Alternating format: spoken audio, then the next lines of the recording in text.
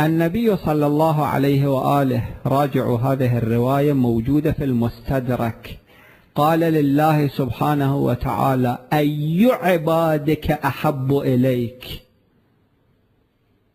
الآن إذا واحد يسألنا هذا السؤال، أي عبادك أحب إليك؟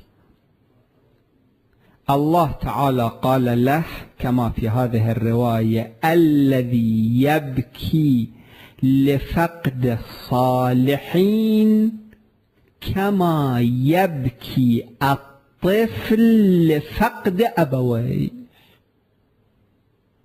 شايفين طفل يفقد أبويه كيف يبكي؟ لعل كلمة يفقد يعني أبوه يموت، أمه تموت، هذا يصبح يتيم، هذا يصبح بلا مأوى. شايفين يتيم أو ما شايفين؟ شايفين حالات الأيتام أو ما شايفين؟ هذا بعد يشعر أنه ظهر مائلة، ملجأ مائلة.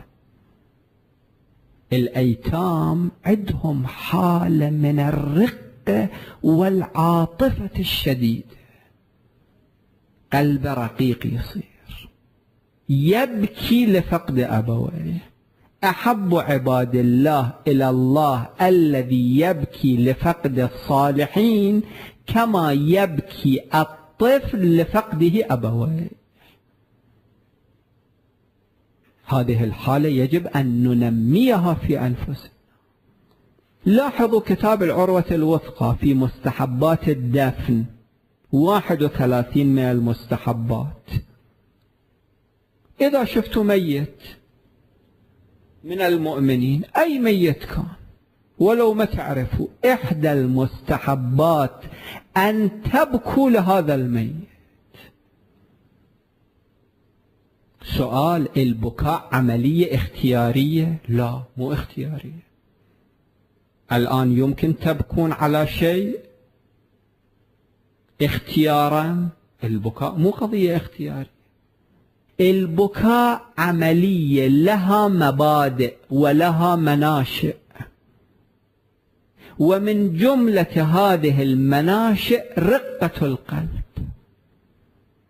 القلب الرقيق محبوب عند الله سبحانه وتعالى. هذا القلب بلغ من الرقة إلى أنه عندما يشوف جنازة ميت لا يعرفه يبكي لذلك. هذه إحدى المستحبات الشرعية.